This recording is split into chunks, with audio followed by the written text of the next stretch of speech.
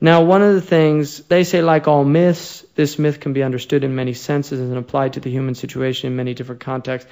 It's important to remember that myth is actually a very good word that doesn't mean a fictional account. If you look in the dictionary, one of the meanings of a myth, and I'll give you the exact definition according to Webster, a real or fictional story that reflects the ideals of a pre-literate culture. So obviously, Islam has foundational myths.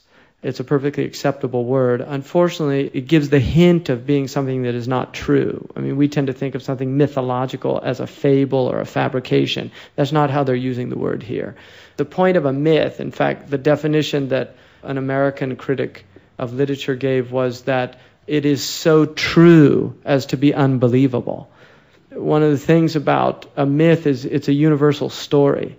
And that's why the power of myth is that, and obviously if people who've read The Hero with a Thousand Faces by Joseph Campbell, he's somebody who just saw the same myth in all these different stories because it's a universal story, the story of the hero's journey.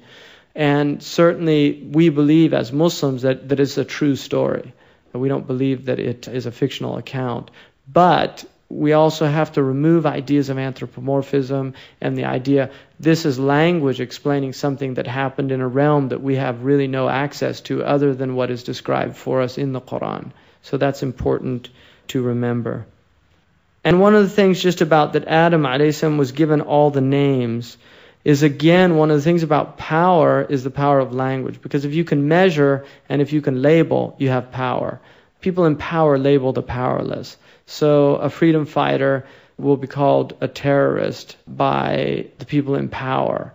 And that's why the British considered George Washington a terrorist. Whereas the people at that time who were fighting in the Continental Army, they saw themselves as fighting for liberty and freedom.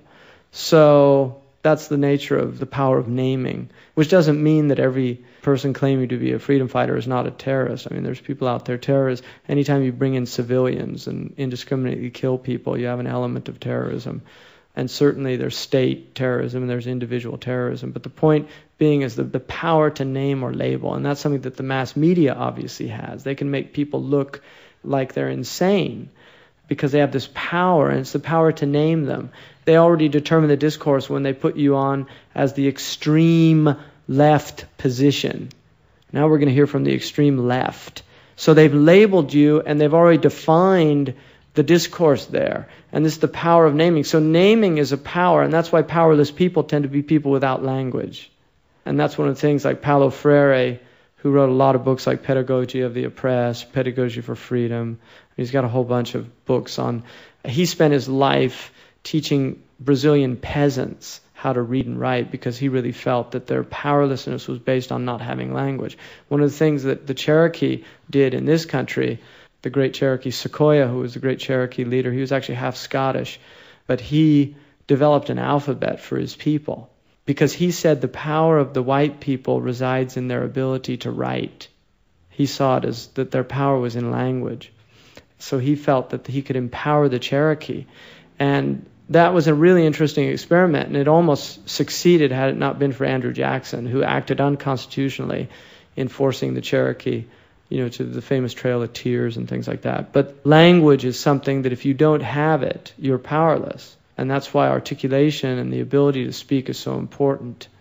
And that's why Islam emphasizes the grammar and rhetoric and learning these things, because it's an empowering element. Now they mention here also that this idea of microcosm and macrocosm came from the Greeks, and I don't think that's true, because Imam Ali radiallahu anhu said, دواؤك فيك وما تشعر وداؤك منك وما تبصر ويحسب الإنسان أنه وتحسب أنك جرم صغير وفيك انطوى العالم الأكبر. You think that you're some insignificant body or entity, and the entire universe is in you. So Imam Ali, that's microcosm. That's what it means, a small universe. So the human being is seen as a small universe. And part of the reason Adam was able to name everything is because everything was in him. Because you cannot know something outside of yourself if you don't recognize it from inside of yourself. And that's why we have mineral in us. I mean, everything that you see in the earth is in you. We have mineral, we have vegetable, we have animal, is all there. So when you see a tree, you recognize vegetation because it's in you. When you see the sun, fire is in you. It's all there. And that's what caloric energy is, heat. So everything that you see out there is in you. And we're even made up of stars. I mean, we know that now, that modern astronomy understands that our bodies have constituents of stars, that we're constituted of the material that the stars are made of. And one of the interesting things about a human being is the body is placed on a scale of magnitudes between an atom and between a star. In other words, we fit right in the middle of the smallest elements in the creation and of the biggest elements. And that's a mathematical, you can actually work that out. So human beings have we are this barzakh between the smallest elements and the biggest elements. We're right in the middle, and we have this ability to bridge the unseen and the seen world. And then finally here, the reason that we have been given this vice-regency is that if we follow God's instructions, that everything is following God's instruction on the universal level. Turtles, demons, scorpions, mice are all following. But vice-regency is specifically a human quality because a human being is able to follow instructions through his free will or her free will. And therefore, Adam was created to be vice-regent of God, but in order to be God's vice-regent, he first had to be God's servant. In other words, people were created to represent God on the face of the earth. In order to fulfill this function properly, they must submit to God's will as revealed through the prophets. And so really that's at the essence of the Islamic teaching, is that what we're here to do is to submit to the will of God as best we can as servants of abid. And in doing that, we enter into a type of harmony with the world. So we're not alien to the world, we're part of the world, but also we're part of another world, which is the next world. And so we again become this bridge, this barzakh. And realization of that, tahqiq al-ubudiyyah, is a lifelong journey. You don't just do it in one day and one evening. And you can learn all this stuff theoretically and fill your heads with a lot of information. But if it's not practiced, if it doesn't become part of your practice, and it's difficult, and it's something you'll struggle with all of your lives. And you need company, you need reminders, you need people to put you in your place, and you need to put yourself in your place. And inshallah, I mean, the goal is to get through this world in one spiritual peace, both P-E-A-C-E and P-I-E-C-E, to get through it and get onto the other side. And then the important thing is also to expect great things from your Lord. Because the Prophet ﷺ, he said that Allah tells us, أَنَا عِنْدَ ظَنِّ عَبْدِي بِي, I am in the opinion of my servant. So if my servant thinks good of me, he will find good.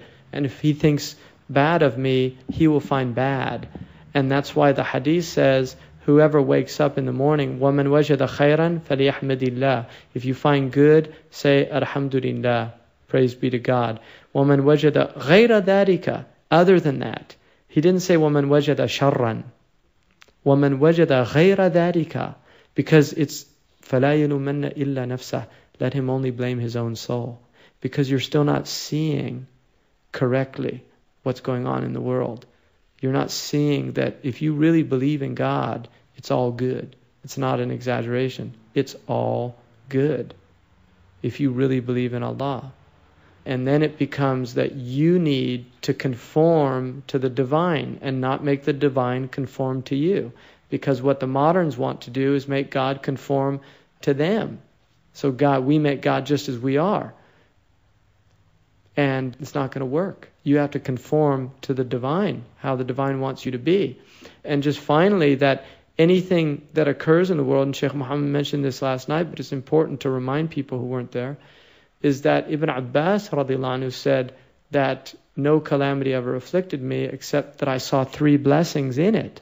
And the first one was that it wasn't worse than it was. So that the fact that it's not worse than it is a blessing. And you should show gratitude. The next one is that it was in my worldly affairs and not in my deen. And that is a blessing. In the dua of the Prophet, رَبَّنَا لَا تَجْعَلْ مُصِيبَتَنَا فِي دِينِنَا. Oh God, don't make our calamities in our religion. The assumption there is already there's calamities in the world. You're in the world and you're going to have calamities, and you might not have seen the worst of it yet. Inshallah, Allah make things easier for all of us, but you might not have seen the worst of it yet. If you think what you've seen is bad, you might not have seen the worst of it yet. So if the calamity is not in your deen, don't worry about it. Because dunya is not so important that you should get upset about it like that. It's just, you shouldn't give it as much power to affect you in that way, to depress you. If you lose all your money, what can you do about it? I'm depressed. Why? I lost all my money. Depression does not change the fact that you've lost all your money. You have chosen to respond to an event in the world in a certain way. And the choice is, I'm depressed. Why? Because I associated with my money happiness. And now my money's gone, so I have to be unhappy. So you therefore has made an assumption about the nature of happiness, that it's only material goods. So it's a philosophy. That is a philosophy. And then finally, that it was in this world and not in the next world. So if the calamity is in this world, that's a blessing. That it wasn't in the next world, because you'd rather have your calamities here than there. And according to the hadith of the Prophet ﷺ, everything that happens in this world is a purification. So it might be that you're just getting your wrongs removed. So that's why al-faqat ayad al-muridin. Calamities are the holidays of people seeking God. A lot of people might not like that, but if you take that on, it's not that you ask for calamities, because the Prophet said don't ask for calamities because you don't know if you'll be able to bear them, but ask Allah for well-being. So we ask for well-being, but when the calamities come, mashallah, mashallah, that's what happens. So, alhamdulillah.